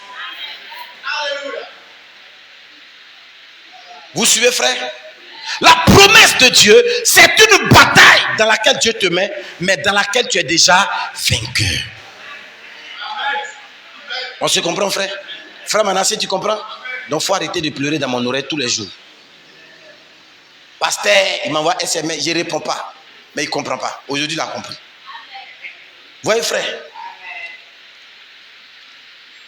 Quelqu'un s'élève pendant que vous êtes sur la marche et vous dit, frère, je te dis ça, là, ça ne peut pas aller. Dieu a déjà dit que ça va aller. Les experts dans la chose sont venus te dire ça ne va pas aller. Ne tiens pas compte de ce que les experts ont dit. Tiens compte de ce que Dieu a dit. Bats-toi. Tous ceux qui viennent là sont des obligés de Sambala. Oh, tu t'amuses. Tu joues avec le Dieu qu'on sait là. Il dit encore, ce pays-là est votre dans son entièreté. Or, les gens d'aujourd'hui s'attendent à ce que Dieu descende et les pousse par les coups. Ils disent, oui, c'est bien. Fais-moi sortir, purifie-moi, guéris-moi. Je croirai en toi. Dieu ne tourne pas son affaire comme ça. Non, Seigneur, si tu me bénis, je saurai que tu es un Dieu vivant. Non. Crois d'abord que je suis un Dieu vivant et je vais te délivrer. Crois d'abord que je suis puissant. C'est ta foi qui met la promesse en action. Non, je suis venu à l'église, on m'a invité. Ça, c'est pour vous les nouveaux. On m'a invité à l'église. Et il paraît que les pasteurs, quand ils prient, les gens sont guéris. Il y a longtemps, je cherche l'église. Mais si je suis guéri ici, je reste ici. Nous, on ne cherche pas des croyants comme ça. C'est qu'aujourd'hui, là, tu ne seras pas guéri. Donc, dès maintenant, il faut aller chez toi à la maison. Il y a une porte, tu choisis ici, tu sors là-bas, tu sors là-bas. Tu peux partir. S'il n'y a pas de transport administrateur, donne-lui le transport, partir. On ne cherche pas chrétien comme ça. Crois d'abord le Dieu que je te prêche. Mets ta maladie et ton problème de côté. On n'a pas besoin, on n'est pas venu ici pour parler de ça. Mets ça de côté. Si tu as mis de côté, quand tu vas passer ici, il va te tester, il va te guérir. C'est ça, c'est comme ça lui il est. Je continue. Il dit, il donne la promesse, mais il faut vous battre pour chaque centimètre du terrain que vous possédez. Vous devez vous battre. C'est pas une affaire de dire non, Seigneur, il est arrivé à 5 ans ici, même là, il a fini mon chantier là. Il n'y a pas l'autre chantier. Eh Seigneur, donne-moi un chantier. Vous me parlez de quoi? Tous les terrains qui ne sont pas construits, qui sont que tes deux gros yeux, tu vois là. Tu ne vois pas les terrains vides là, puis tu es arrêté, tu dis Seigneur, donne-moi un chantier. Ça lui va donner un chantier. Tu vas durer ici. Chantier là, tu ne vas pas avoir. Tu vas durer là. Tous les chantiers, les terrains qui sont là, tu as pris possession de ça. Quand Dieu t'a donné un chantier dans un périmètre, c'est pour t'établir dans le périmètre qu'il t'a donné ça. Ne me faites pas prêcher. Il ne faut pas, je vais aller loin. Il a partagé les territoires. Toi, Gad, tu es ici. Ephraim, tu es là. Toi, tu es là, tu es là, tu es là, tu es là. Là où il a mis Ephraim, c'est là qu'Ephraim a été prospère. Jusqu'aujourd'hui, la tribu d'Ephraim continue d'être prospère là où elle est. Toi, Dieu t'a placé à Songon. Il y a assez de terrains qui sont là. Il y a des jours où tu es assis à la maison. Tu n'as pas honte. Non, aujourd'hui, là, on ne m'a pas appelé. Non, le monsieur dit, l'argent est fini. Tu parles de quoi? Attends, tous les terrains qui sont ensemble, ils ont fini de construire. Oui, tu es assis là. Non, je cherche bâtiment pour faire l'électricité. Non, moi, je cherche bâtiment pour faire fer. Non, moi, je cherche... Oh, honte!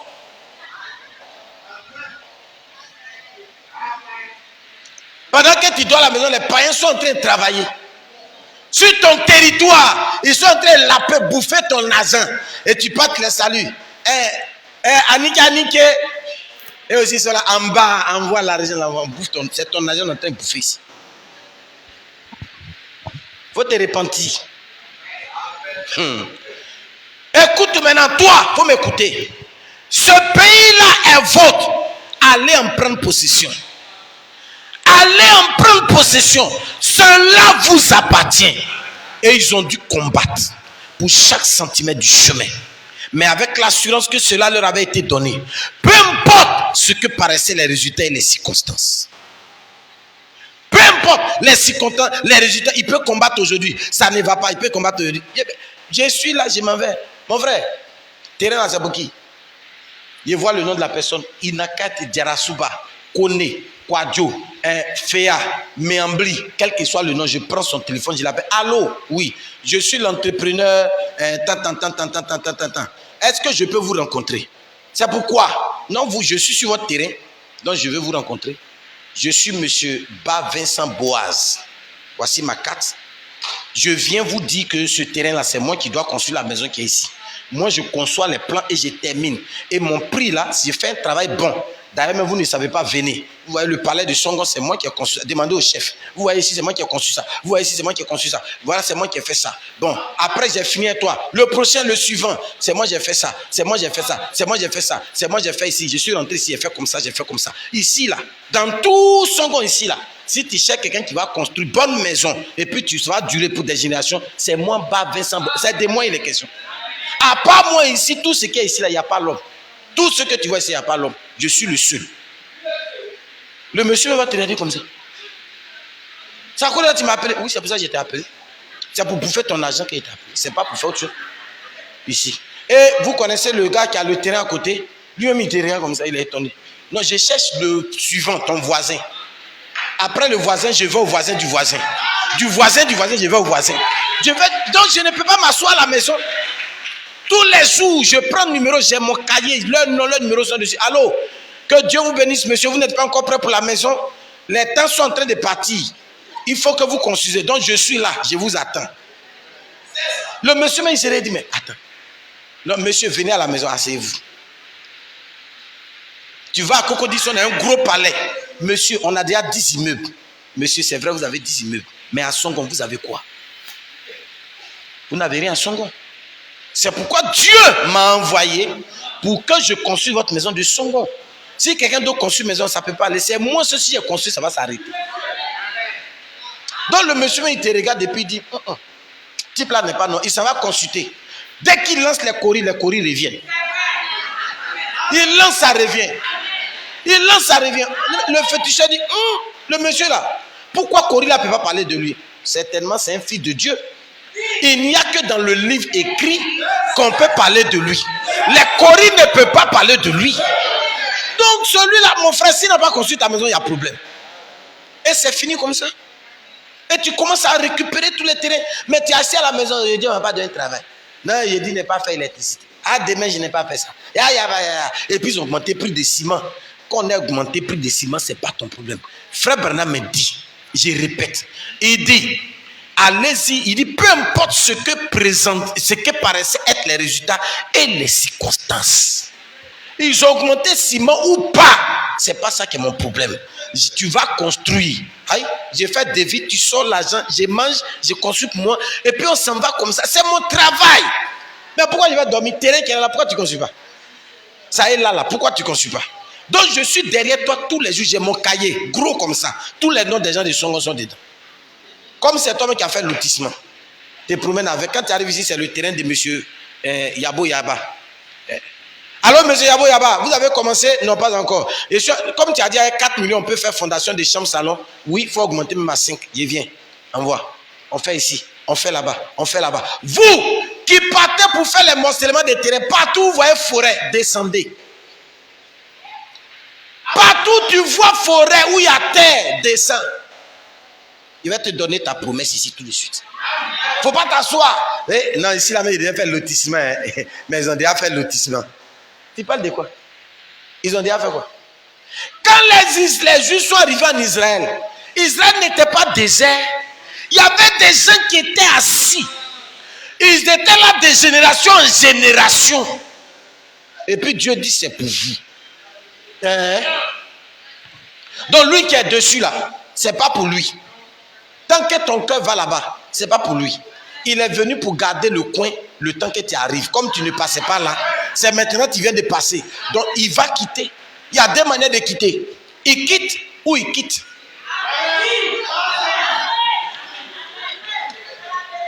Donc lui, dans tous les cas, il doit quitter. C'est à lui de choisir comment il va quitter. Écoutez ceci. La guérison vous appartient. Le salut vous appartient. Le Saint-Esprit vous appartient. Le véritable Saint-Esprit vous appartient. Voyez-vous, frère? Oh, alléluia. Est-ce que tu te sens bien ce matin? Lorsque vous entrez en possession de la chose que Dieu vous a donnée, lorsque vous entrez en possession de la chose que vous a donnée, que ce soit un foyer, que ce soit un enfant, que ce soit un mariage, que ce soit une entreprise, frère Branham dit, ça ne suffit pas que vous devez rester tranquille. Vous devez vous battre jusqu'à ce que ton foyer devienne le foyer le plus stable possible. Et que le travail dans lequel on t'a embauché, que tu sois le meilleur des meilleurs possible. Tu dois devenir incontournable dans la chose. Ton patron ne peut pas dire, tu n'es pas là aujourd'hui, c'est pas grave, mais tu n'étais pas là, hein? Bon, mais on t'a remplacé par celui-là. C'est pas normal. Je ne suis pas là, on doit m'appeler. Allô, tu ne viens pas, le travail s'est arrêté. C'est de ça que je te parle. Répète à ton voisin, je ne suis pas là, le travail s'arrête. Faut lui dire ça bien. Tu n'es pas là et puis on dit, ah, tu n'étais pas là, mais on t'a remplacé par celui-là. C'est pas juste.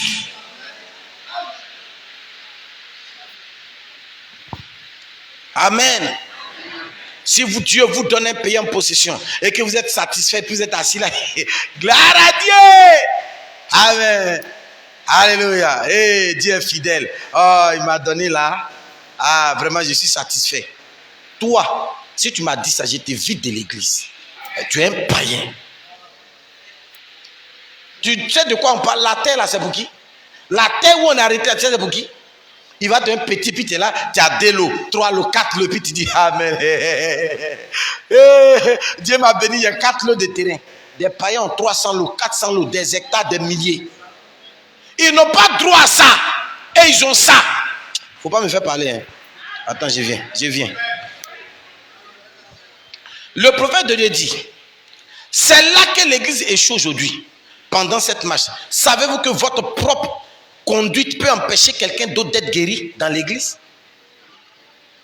Ta mentalité de défaitisme, ta mentalité de méchanceté, ta mentalité d'aigreur. Tu es dans l'église, tu es aigri. Tout le monde se marie. Moi, depuis on est dans l'église, ça fait 20 ans ici dans l'église, je ne suis pas encore marié. Il faut rester comme ça, dans l'aigreur. Tu vas vieillir là. Finalement, on t'appelle la vieille mère. Les enfants que tu as lavés là vont venir se marier. Et quand ils vont se marier, ils vont te souhaiter bonne fête des mères. Par pitié. Maintenant, quand tu arrives, on dit la vieille célibataire. La vieille mère célibataire, tu ne la connais pas? La vieille mère célibataire, tu ne la connais pas? Quand on dit vieille mère célibataire, tout le monde sait que c'est toi. Ça devient ton onction. Et tu auras marqué la génération qui est là par la vieille mère célibataire. Quelqu'un qui a échoué devant le mariage. Que même les païens attrapent et puis jettent. Vieille mère célibataire. Faut t'asseoir. Votre mauvaise conduite, c'est-à-dire vos péchés non confessés à vous, des croyants, peut être la cause d'un échec amer pour cette église. Et au jour du jugement, vous serez responsable de tout cela. Ouais. Tu seras responsable de ça. Oui, parce que depuis à que de maladies qui est dans mon corps là. Me marier là, on dit que c'est devenu difficile. Tu me parles de quoi? Tu dis quoi même? Tu ne dis rien. Oh. Dis-moi autre chose. Si tu me dis que lapin court, je vais comprendre. Tu vois? Le prophète dit, eh bien c'est la vérité, pensez-y. Et puis, dimanche prochain, bon, on va quand même lire cette partie. Et Dieu a placé l'église dans sa position là où elle doit être. Chacun, comment nous sommes appelés par adoption. Dieu nous a adoptés pour être ses fils. Nous sommes fils par naissance, adoptés et placés dans notre position par le Saint-Esprit. Donc tu n'es pas né pour faire ce que tu veux. Tu n'es pas né pour faire ce que tu peux. Mais tu es né dans un but précis. Il y a des œuvres auxquelles Dieu t'a appelé et qui sont des œuvres déjà déterminées. Oh, j'arrive. Je vais terminer ici rapidement.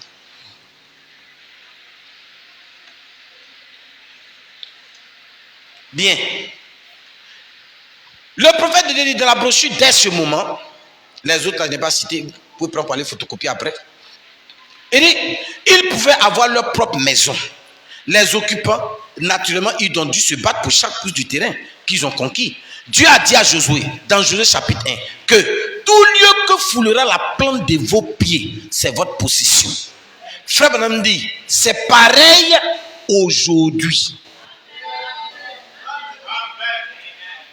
Il a dit quoi? Tout lieu que va faire quoi? Je n'ai pas entendu, répète-moi ça. Attendez, on va dire ça ensemble comme une seule personne. À 3, on commence. 1, 2 et 3.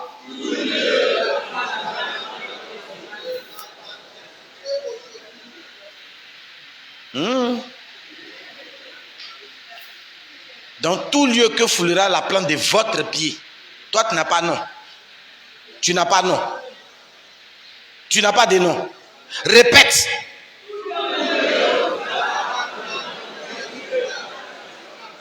Sera ma possession. Qui croit que le prophète ne ment pas? Bien. Le prophète dit, c'est pareil aujourd'hui. Maintenant, il va nous dire la possession, la plante de notre pied là. Il va nous dire ce que c'est. Frère, il n'y a pas l'homme pour Branham. Les gens là, ils ont dit tout lieu que flaira la plante de nos pieds. On voit ça dans les églises. Marcher. Lui, il va donner une définition. Oh, oh, oh. Il dit, c'est pareil aujourd'hui, tout lieu que foulera la plante de nos pieds, c'est notre possession. Continuez simplement à marcher. Les empreintes des pas signifient la possession. Hey! Hey! Hey! Les empreintes, je n'ai pas entendu. Les empreintes. Frère Doré. Frère Doré. Donc si j'ai mis mon pied, si j'ai mis mon pied, que je laisse une empreinte.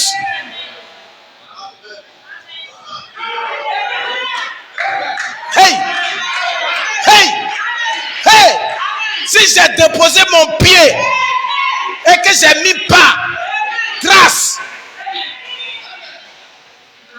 faut te méfier de moi. Hein? Est-ce que tu sens que tu es devenu dangereux? Tu sens que tu es devenu dangereux? Oh oh!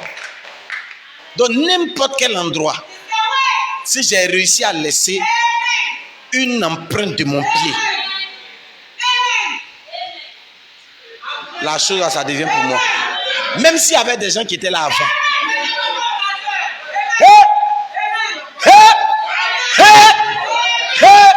Ils sont morts. Oh. Ainsi dit William Branham. Beaucoup de terrains qui sont à Songon là. Il faut les voir en train de marcher sur les rues. Mais ça, c'est le terrain d'un tel. Voici la borne. Il a mis pancarte.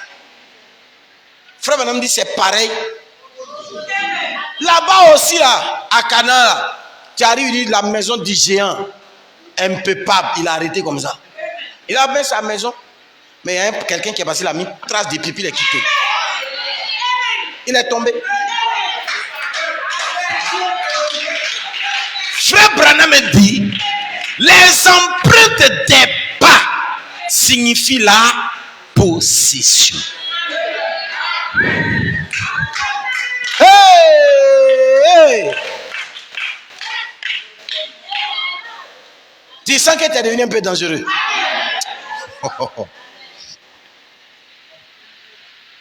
Tu joues. J'ai dit, tout lieu que foulera vos pieds, allez-y. Hey, hey. Tu les vois. Je possède. Ils sont dans l'église là. Je possède. Je possède. Tu vas rester, c'est l'église là. Tu vas posséder. Ouais. Ouais. Branham quoi? Est-ce qu'il y a l'homme pour lui? Il n'y en a pas. Il n'y a pas non. Hey, hey. Maintenant il dit rappelez-vous. Il faut combattre. Allez là. Qui va te laisser mettre pied à la présidence? Que tu allais mettre tes pas là-bas. Et puis tu vas prendre ça. Dès que tu te mets en efface, on balaie ça. Vite. Maintenant les frères vont maintenant faire attention. Si un frère vient chez toi, frère, mets tes chaussures. Le pasteur a dit, mais pourquoi tu enlèves tes chaussures? Avant tu n'enlevais pas tes chaussures. Le pasteur lui on sait que partout il va enlever ses chaussures. Maintenant ils m'ont dit, c'est parce qu'il connaissait la citation.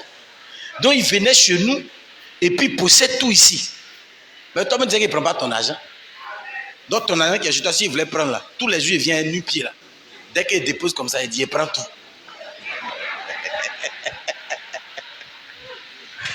Amen. Je termine. Ils ont dû se battre pour chaque pouce de terrain. Certaines personnes sont juste capables de prendre une épée à deux mains et disperser au combat juste un tout petit peu d'ombre. D'autres peuvent se frayer un chemin jusqu'à la guérison divine. À chaque promesse de Dieu avec cela. C'est vrai, la parole divine est une épée et il faut la foi pour tenir cette épée. Voilà le problème. Vous n'avez pas la foi. La foi, c'est quoi? Ce n'est pas une affaire de dire non, je vais me concentrer. Non. Dieu dit que si tu es malade, crois, si on t'a imposé les mains, tu seras guéri. Vois simplement que ce sera Dieu qui sera en train de t'apporter la guérison.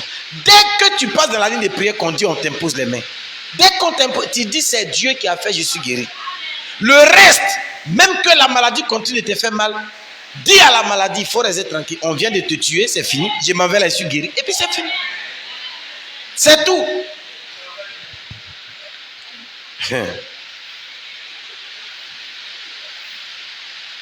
Frère Branham dit, quelqu'un qui dit qu'il a la foi, comme celle d'un enfant, il prendra position et il dira, Jésus, je crois que tu peux le faire. S'il peut trouver quelqu'un pour faire cela, alors Dieu va agir. Mais si vous battez en retraite et que vous dites, je n'ai pas, j'ai simplement peur, je crois, je te crois, mais il ne peut pas vous utiliser. C'est bien quelqu'un qui est dépourvu de caractère, qui prétend être chrétien et qui a peur de se tenir sur ses convictions.